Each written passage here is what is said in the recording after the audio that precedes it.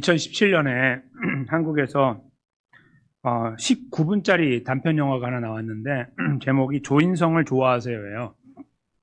조인성이라고 그 배우 있잖아요, 유명한. 이 조인성을 좋아하세요라고 하는, 이거 보신 분 계시는지 모르겠는데 거의 없으실 거예요. 이게 지금 영화 매니아 아니면 아마 보지 않는 것 같아요. 저도 뭐 본 적이 없는데 이제 설교 준비하면서 찾아서 이제 알게 됐는데요. 2017년에 정가영 감독이라고 하는 저기 사진에 나와 있는 여자분인 것 같아요. 여기 보면은 저 왼쪽에 조인성 옆에 있는 그분이 실제로 만든 건데 내용이 뭐냐면 아주 간단해요. 이제 그 화면이 딱 그 집 안에 이렇게 있는 컴퓨터 앞에 앉아 있는 걸로 딱 해가지고 19분 가는 거예요. 근데 뭐냐면 조인성을 캐스트 해가지고 영화를 찍고 싶은 거예요. 이 저 영화 감독이 그 정가영이 진짜 이름인데 주인공 이름이 가영이고, 근데 그 결국은 어떻게 되냐면 이 유명하지 않은 감독이 자기가 아무것도 아닌 감독인데 조인성과 연락이 되고 그 조인성을 작품으로 끌어들이는 약속을 하게 되는 것으로 끝나요. 근데 여기에 되게 중요한 단서가 한 게 있어요. 그게 뭐냐면 갑자기 된 게 아니라 저 가영이라는 사람이 어떤 감독을 알아요. 영화 감독. 근데 그 감독은 누군지 모르는데 이 감독이 조인성을 아는 거예요. 그래서 그 감독과 옛날부터 이렇게 관계가 형성되어 있는데 이 여지를 끊지 않았더니, 이 여지를 붙잡고 있었더니 이게 통로가 돼가지고 큰 그 스타를 붙잡을 수 있는 계기가 됐다 이거예요. 이 안에 흐름을 보면 그렇게 돼 있어요. 그러니까 갑자기 무명의 감독이 스타를 캐스트할 수 있는 이유는, 그 가능성은 어디에 있냐면 누군가 중간에 있는 사람이 있는데 유명하지 않아도 이 사람과 이렇게 그냥 어떤 관계가 닿아서 관계를 형성하고 있는 것이 끈이 되었다 이거예요. 이 영화 속에 등장하는 내용이에요. 저희가 이렇게 살다 보면 여지라는 것이 있는데요. 두 가지 의미로 쓰이거든요. 한 가지는 가능성을 열어놓는다 이런 의미로 쓰고, 하나는 방심한다 이런 의미로 쓰죠. 보통 쓸 때 보면 한 가지는 긍정적이고 한 가지는 부정적이죠. 근데 이 영화가 보여주는 것처럼 사실은 저희들 안에 여지라는 것이 상당히 매력적이에요. 그래서 여지를 이렇게 끄는 거에 대해서 조심스럽고 저희가 오히려 자꾸 그것을 이렇게 보관하고 간직하려고 하는 습성이 있어요. 근데 원래는 좋은 것은 그렇게 하는 게 좋은데, 그래도 이제 이 사람이 가능성이 없지만 그래도 내가 여지를 좀 두고 지켜보지, 이런 건 괜찮은데 반대로 그런 게 아니라 악한 거, 잘못된 거, 죄인데 나쁜 건데 거기 여지를 두는 경우도 있어요. 그래서 저 여지라는 말이요, 원래는 그런 의미 아닌데 요즘에는 남녀 관계에 약간 불륜 있잖아요. 그거에 어떤 가능성을 열어두는 것에 여지라는 단어를 쓴다고 그러더라고요. 원래 그런 의미가 아닌데 그게 쓰는 거예요. 무슨 말씀인지 알겠죠? 그러니까 여지라는 것이 좋은 의미도 있고 나쁜 의미도 있는데, 좋은 의미의 여지보다는 나쁜 의미의 여지가 사실은 우리 안에 더 이렇게 많이 붙어 있고, 이렇게 뗄래야 뗄 수 없는 그런 관계 속에 있을 가능성이 많다는 거예요. 그리고 좋은 거는 어떤 의미에서는 가능성이 없어 보이니까 10년, 20년 기다려도 별거 아닌 것 같이 보이고, 이거 언제 되는 거야 이거 하면서 언제가 딱 끊어버려야지, 이거 난 도움도 하나도 안 되고, 이런 경우가 생기는 거예요. 잘 보면은 내 도움과 어떤 긍정적이거나 내가 뭔가를 쏟아 부어야 되고 도움을 줘야 되고 이런 거에는 그 여지를 빨리 끊어버리려고 하고, 이거는 뭔가 나에게 도움이 될 것 같고 이렇게 하면 악한 거고 안 좋은 거라도 이렇게 뭔가 내가 매니지 할 수 있다고 생각하고 이렇게 매니지하는, 이렇게 하는 경우들이 우리 안에 도사리고 있을 수 있다 생각해요. 오늘 본문은 이제 그걸 아주 적나라하게 저에게 보여주고 있는데, 저희가 읽은 본문은 이스라엘 백성들이 가나안 땅에 들어가서 싸움을 하게 되는 상황인데, 싸움을 할 때 무조건 싸우지 말라 이렇게 하셨죠. 오늘 말씀 보면 성을 처음에 이제 화친을 하는 걸로 처음에 접근을 해서 화친을 받으면은 조공을 받는 걸로 관계를 끝내라. 이게 오늘 본문의 첫 번째 내용이죠. 그런데 만약에 화친을 안 받는다? 그럼 둘러싸고 전쟁을 해서 남자를 싹딱 죽여라. 그거죠. 그리고 여자와 어린아이와 모든 재물은 남겨서 너희가 다 가져라. 이것이 이제 두 번째고, 그렇죠?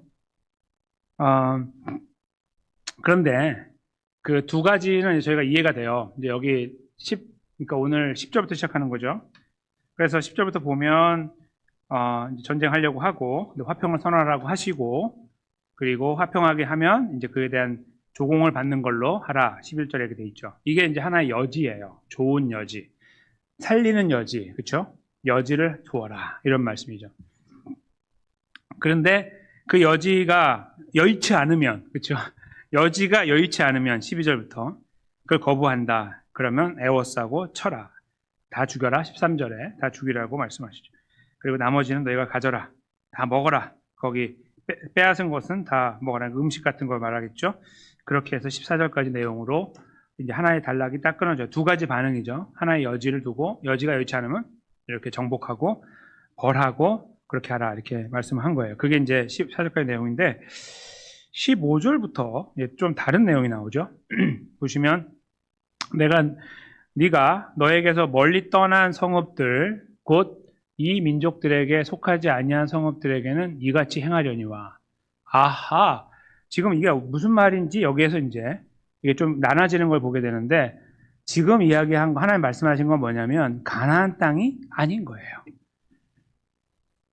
가나안 땅에서 들어가서 전쟁하는 건 줄 알았더니 잘 읽어보니까 아니죠. 가나안 말고 더 위쪽이나 아래쪽이나 아니면 동쪽에 있는 나라들을 말하는 거예요. 좀 멀리 가서 원정에서 싸우게 되는 경우들, 그걸 말하고 있는 것을 저기서 확인하게 되는 거예요. 왜냐면 이미 저희가 잘 알다시피 이거 읽으실 때 이제 성경을 아시는 분들은 이상하다, 다 죽이라고 했는데, 무조건 다 죽이라고 했는데 왜 살려두지? 이렇게 의심하셨을 거예요. 바로 여기에 첫 번째 나와 있는 내용들은 멀리 있는 성읍들에 대한 내용이었다는 거예요. 그럼 가까이는요? 다 죽여야 돼요. 그렇죠? 16절에 보시면 오직 내 하나님 여호와께서 내게 기업으로 주시는 이 민족들의 성읍, 가나안 땅을 말하죠. 호흡 있는 자는 하나도 살려두지 말아라. 즉 남자, 여자, 노인, 어린아이 다 죽이고 동물까지 다 죽여라. 그래서 아무것도 없이 완전히 이렇게 다 그냥 쑥대밭으로 만들고 초토화시키고 없는 것으로 만드는, 무로 만들어라 이렇게 말씀하셨죠. 여기 다시 이제 그 말씀이 나오는 거예요. 아하, 여기 나오는구나 이렇게 알게 되는 거예요. 근데 이제 그 말씀을 하시면서 이제 구체적으로 지목하시는 민족이 있어요. 17절에 보면 해쪽, 저 북쪽에 아모리는 그 약간 이제 그 중간쯤에 있는 족속인데 굉장히 커요. 이게 아모리가 가나안보다 더 크다고 말할 수 있는데 가나안은 가나안 땅에, 그리고 브리스, 히위, 그리고 여부스까지 그 주변에 있는 족속인데 다 가나안 중심으로 이렇게 모여 있는 족속들이에요. 그것은 다 진멸해 버려야 된다. 그리고 꼭 그렇게 하라고 명령대로 하라고 이제 17절이 못을 받고 있죠. 그래서 저희가 이제 여기까지 읽으면 보통 하나님이 사랑의 하나님이라고 말하면서 이런 잔인한 말씀을 하시면 우리들은 한켠에 생각을 하게 돼요. 이거는 하나님답지 않다. 하나님은 공이라는 거 빼고 사랑의 하나님이고 은혜의 하나님인데 왜 다 죽이라고 하지?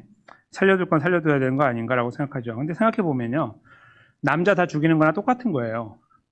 그렇죠? 남자는 왜 다 죽여야 돼요? 그러면은 이제 물론 어린아이들이 있으니까 나중에 그 민족이 이어갈 수 있지만 다 죽인다는 거는 제가 볼 때는 거의 같은 이야기예요. 완전히 멸하는 거하고. 근데 포인트가 뭐냐면요, 우리가 이제 그런 질문이 생기고 있을 때 18절에 딱 등장하는 거예요. 왜 저렇게까지 하나님이? 이유가 있는 거죠. 이는 왜냐하면 그들이 그 신들에게 행하는 모든 가증한 일을 너희에게 가르쳐 본받게 하여 너희가 너희 하나님 여호와께 범죄하게 할까 하기 때문이다. 이거죠. 여기 또 다른 여지가 나옵니다. 앞에는 선한 여지, 좋은 여지로 접근하는 이야기를 말씀하셨는데 뒷부분에는 여지를 두지 않기 위함이라고 말씀하고 있는 거예요. 그 여지라는 건 뭐냐면, 아유 괜찮아, 그거 뭐 얼마 되지도 않아, 그래서 살려도 우리가 더 힘이 센데 뭐 하고 그 유혹에 넘어가는 거, 요거죠. 그래서 그렇게 하지 않도록 하기 위해서 하나님께서 이런 특단의 조치를 내린 거예요. 잔인하리만큼 잔혹하게 모든 사람을 멸하고 너희가 살으라고 한 거죠. 근데 잘 생각해 보면 잔인하다고 생각하는 것을 뛰어넘어서 하나님께서 지금 이스라엘 백성들에게 이렇게 하고 계시는 이유를 저희가 그 하나님과 이스라엘 관점에서 보면은 새로운 것이 보이죠. 그건 뭐냐면 잔인의 문제가 아니고요, 하나님이 얼마나 이들을 사랑했으면 이렇게까지 하셨을까라고 생각할 수 있는 거예요. 그들의 눈에 보이면 그들은 분명히 넘어질 거 알아서 하나님은 여지를 두지 않도록 하기 위하여 정리하기 원하셨던 거예요. 그러니까 이런 거죠. 사람들이 하나님을 잔인하다고 부를 정도로 하나님은 그 평가를 받는 자리에 서 계시는 거예요. 누구 때문에요? 이스라엘 때문에. 이렇게 봐야 되는 거죠. 그러니까 하나님 왜 이렇게 잔인해? 이거는 굉장히 이렇게 1차원적인 어떤 관점에서 보는 거예요. 이렇게 딱 보면서, 이거 너무 잔인한데 이렇게 보는 거죠. 근데 이거를 잘 생각해 보시라는 거죠. 왜 저렇게 잔인할까? 누구 때문에 잔인할까? 왜 저렇게까지 잔인해야 되느냐? 그 형편없는 이스라엘 때문이에요. 그들 살려보려고. 그들 지탱해 보려고. 그거 가만히 두면 뻔하니까 다시 그 가운데 들어가서 똑같이 돼버리니까 내 마음이 아프고 그들이 무너지는 것 때문에 그들이 죽는 것이 그것이 싫으신 거죠. 하나님께서. 그 사랑에 대한 이 뜨거운 마음을 결국 이렇게 표현하고 있는 거예요.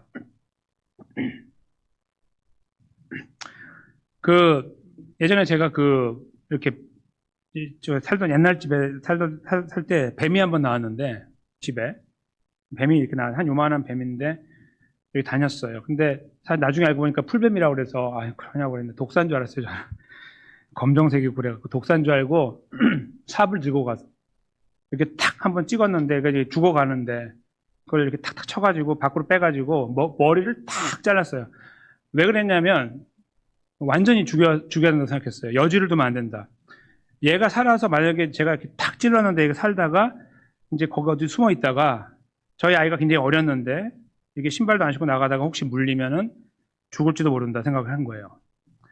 그래서 저는 이제 그런 경험이 한 번 있는데요. 그때 저는 물론 이제 동물하고 사람하고 비교하면 안 되지만 이 조금의 위협이 되는 거에 대해서 아주 딱 끊어서 안전한 환경을 만들고 싶었어요. 그래서 그렇게 잔인한 결정을 내리고 처단을 했어요. 종류와 그 강도는 다르지만 하나님께서 이스라엘에 대한 사랑을 저는 이렇게 표현하셨다고 믿어요. 그러니까 지금 뭐 인도주의적인 차원에서 하나님은 이건 아니지라고 하는 것은 그 시각 자체는 존재할 수 있으나 이스라엘의 입장에서는 그 말할 자격이 없죠. 내가 오죽했으면 하면 이렇게까지 하셨을까라고 해야 되는 게 맞는 거예요. 실제로 이스라엘은 이렇게 말씀하신 하나님의 말씀을 귓등으로 듣지 않았죠. 하지 마라, 절대 하지 마. 뭐 이 정도까지 아까 잠깐 말씀드린 것처럼 좋은 거에 대해서 이렇게 하는 게 아니라 안 좋은 건데 딱 홀드하고 있는 거예요. 내가 매니지할 수 있다고. 교만이 있는 거죠. 나는 이 정도는 내가 할 수 있어. 뭘 하긴 뭘 해요. 바로 넘어지는데. 그래서 다 먹혀버렸죠. 이스라엘 백성들이 가나안 민족에게 다 먹혀버렸어요. 완전히 먹혔어요. 문화적으로, 종교적으로. 하나님은 완전히 사라지고 하나님은 액세서리에 불과한 상태로 쭉 흘러가요. 그냥 역사가. 그것이 이스라엘 역사로 바뀌어버리게 되죠. 하나님께서 하지 말라고 한 여지를 그들은 뒀고 다 망하게 됩니다. 한편으로요, 이런 생각을 할 수 있어요. 이스라엘 백성들이 들어가서 싸워보니까 그 가나안 땅에 있는 민족들이 힘이 셌다 이런 거 있잖아요. 맞는 이야기인데요. 성경을 저렇게 잘 들여다보시면은 특별히 강한 민족은 거의 없고 웬만하면 다 정복이 금방금방 되는데 남쪽에 산악 지역에 있는 아낙 자손이라는 게 있었어요. 나중에 유다가 정복하는 땅. 거기는 이제 키가 이제 보통 저희 사람의 한 2배 정도 되죠. 골리앗이 이제 그 후손이라고 봤을 때 3m쯤 됐으니까 키가. 그러니까 저희보다 한 2배 정도 크잖아요. 그러니까 그쪽만 큰 사람들이 있었어요.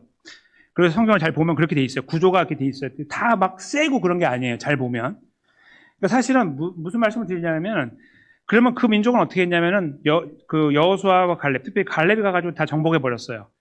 그러니까 다시 말씀드리면 정복하지 못할 종복이 없는 거예요. 근데 이스라엘은 안 했어요. 그러니까 여기서 이렇게 반드시 해라, 다 죽여라 했는데 죽이기는커녕 정복도 안 했어요. 이렇게 정복하고 나서 같이 살았어요. 공생하고. 그들에게 농사도 배워야 되고 그들이 살아가는 우리는 지금 처음인데 농사가 배워야지. 이런 나름의 합리적인 이유를 달아서 그렇게 살기 시작했죠. 그러니까 다른 말로 바꾸면 나는 이 정도는 내가 거느릴 수 있습니다. 하나님 걱정하지 마세요. 걱정하지 마세요. 내가 그래도 하나님 한두 해 알아요? 뭘 알아요? 바로 무너지는데. 다 무너진 거예요. 그렇게 된 거죠. 그러니까 다른 말로 바꾸면 그들이 거기 가서 살지 못하기 때문에 정복하지 못하기 때문에 안 한 게 아니고 할 수 있는데 안 한 거예요. 그게 성경을 잘 들여다보면 정답이에요. 절대로 못한 게 아니에요. 안 한 겁니다. 안 했어요. 할 수 있다고 생각하고 여지를 둬버린 거예요. 좋은 일에 둔 게 아니라 나쁜 일에. 그리고 그건 다 하나같이 무너져서 주님 떠나버렸죠. 그런데 있잖아요. 저희가 이 말씀을 이렇게 들여다보면 생각하는 거예요. 나에게 저런 여지가 없는가. 있지요. 저희들도. 좋은 여지도 있어요. 아까 말씀드린 것처럼 힘이 없고 연약한데 가능성을 두는 거예요. 이렇게 계속 붙잡고 있는 거죠.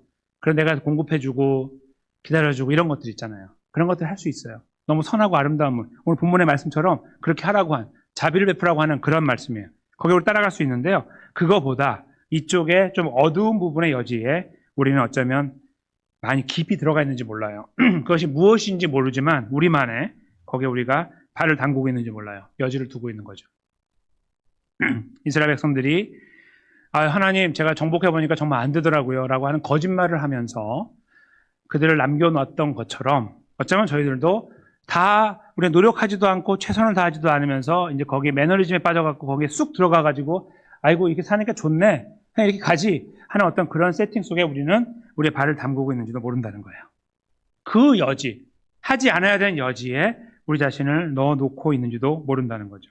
이스라엘 백성들이 보여주고 있는 그 걸음 속에 나타나고 있는 현실이 어쩌면 저와 여러분의 삶 속에 고스란히 담겨 있는지 모릅니다. 동일한 말씀을 듣고 이건 아닌데라고 우리는 평가할 수 있고 그들이 그렇게 하지 못했다고 하면은 질책할 수도 있어요.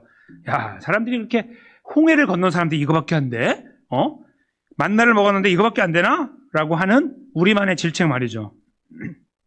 근데 우리는 어쩌면 그렇게 하면서 우리는 아닌 것처럼 이쪽 한쪽에 이미 차곡차곡 쌓아놓고 있는 또 하나의 여지, 잘못된 여지를 계속해서 매니지하면서 살살 다듬어 가면서 거기서 즐겨가면서 거기서 그걸 활용해 가면서 거기서 만족해 가면서 살아가고 있는지도 모른다는 겁니다.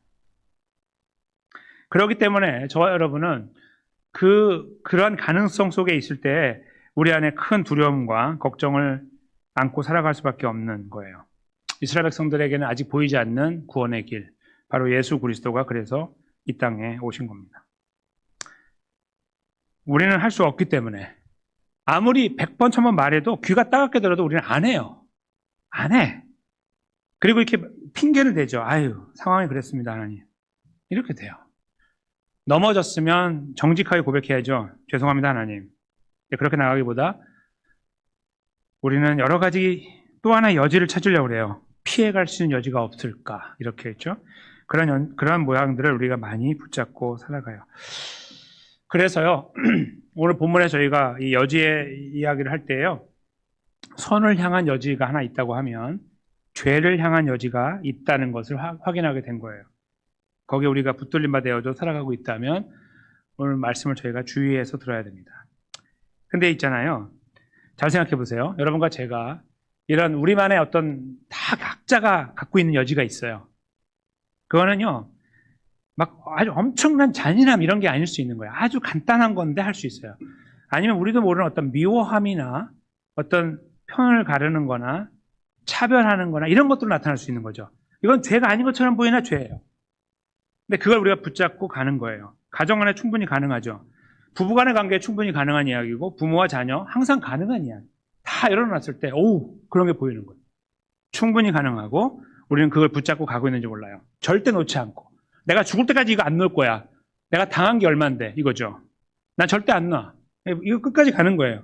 이 여지에 대해서 전혀 보려고도 안 하고 그냥 붙잡고 가는 거죠. 그리고 자꾸 그거에 대해서 자꾸 망각하려고 그래요. 그래야 내 양심이 조금이라도 덜 아프니까. 그렇죠? 우리는 그런 존재일 수밖에 없는데요. 이스라엘 백성들도 그러하였고 우리도 그러한데 예수님이 오셨다고 했잖아요. 근데 예수님이 오신 이유가 뭐예요? 왜 오셨죠? 잘 생각해 보면요. 여기에 또 하나의 여지가 보여요. 그거는 하나님께서 우리같이 형편없는 존재들을 향해 여지를 갖고 계셨던 거죠. 그 여지는요, 가능성을 저희에게 두고 찾는 여지가 아니야. 그래도 이 친구 괜찮은 친구야. 내가 좀 기다리면 되겠지. 이거 봐, 좀 바뀌는 거 봐. 바뀌는 거 봐. 그런 게 아니에요. 절대로 아닙니다. 예수 그리스도를 보신 거죠. 그를 짓밟고 다 찢어버린 다음에 그 찢겨진 예수를 바라보는 거예요. 이렇게 예수님, 하나님께서. 거기에서 이 왕창 올라왔던 분노가 사그러진 거죠. 그 화가 날 때마다 예수님 바라보시겠죠. 이렇게. 그 여지가 있는 거예요. 예수님께 두신 여지.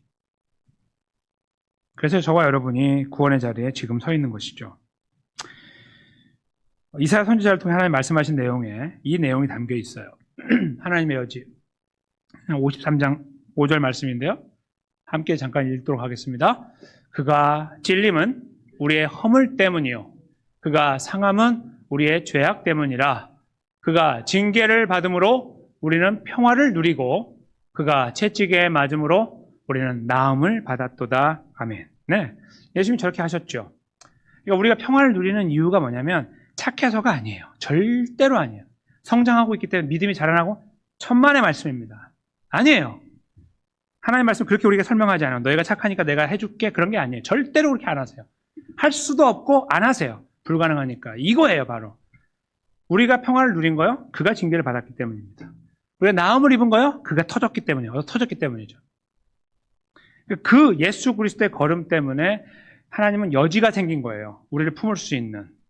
그리고 그걸 지금까지 지탱하고 계시는 거죠. 예수님 다시 오실 때까지, 아니면 우리가 주님 앞에 설 때까지. 하나님께서는 저희들에게 여지에 대해 설명하셨어요. 착한 일에 대한 여지를 두고 악한 것은 끊어라. 그렇죠? 우리는 그거에 대해 어쩌면 반대로 행할 수도 있어요. 왜냐하면 착한 여지는 손해가 많거든요. 내 걸 자꾸 쏟아 부어야 될 수도 있고 기다려야 된다는 어떤 한참 기다려야 되는 뭔가 그런 거. 죽을 때까지 안 보일 수도 있는 그런 거 있잖아요. 참고 가는 거 뭐 이런 것들이잖아요. 그런 것들에 대한 것보다는 뭔가 내가 갖고 있는 내 분노와 아픔과 괴로움을 표현하고자 하는 어떤 것들이 여기에 도사리고 있는 것을 붙잡고 가려고 할 때 하나님께서 저희에게 보여주시는 거예요. 예수님을. 이렇게 턱 보여주시는 거죠. 그 십자가를. 이렇게 자세히 보니까 예수님이 보이는데 그분 때문에, 그 예수님 때문에 우리가 지금 여기에서 평안을 누리고 나음을 받았다는 것이 보이는 거죠. 저는 저와 여러분이 이 부분을 오늘 이 말씀 속에서 헤아렸으면 좋겠습니다. 그리고 우리가 여지를 두지 말아야 될 것에 대한 깊은 고민을 했으면 좋겠습니다. 여지를 둬야 될 것에 대한 것도 아울러 함께 생각했으면 좋겠습니다. 그리고 두지 않아야 되는 것에 대해서 주님의 은혜를 구하고 두어야 될 것에 대해서도 주님의 은혜를 구했으면 좋겠습니다. 우리를 위해서 이 여지의 대상이 되시는, 터지고 찢겨서 하나님의 여지의 대상이 이유가 되신 예수 그리스도께서 저와 여러분 안에 함께하고 계시죠. 지금도 우리를 불쌍하고 주고 계십니다. 우리 연약함을 다 알고 계시고 그 예수님을 다시 붙잡고 삶의 여지에 대한 생각들을 깊이 하면서 받은 바 은혜를 기억하면서 우리가 가야 될 걸음을 다시 한번 가늠할 수 있는 기회가 됐으면 좋겠습니다. 어디로 가야 되는지, 무엇을 봐야 되는지, 무엇을 생각해야 되는지 다시 이 말씀 위에서 주님의 은혜를 받은 존재로서 우리들의 걸음을 생각하고 그 걸음의 여정을 우리 주님께 의탁하며 또 함께 하신 주님의 그 능력 앞에 맡겨드리는, 그래서 그 걸음을 함께 트라이하고 함께 시도하고 함께 노력하고 주님의 은혜를 힘입어 그 길을 다시 새롭게 이루어 나가는 사랑하는 성도님과 저의 걸음이 되어져서 여지란 단어를 볼 때마다 우리는 다시 십자가의 은혜를 기억하고 더 진지한 그리스도의 모습으로 세워지는 그런 은혜를 누리게 되시기를 예수 그리스도의 이름으로 간절히 축원합니다.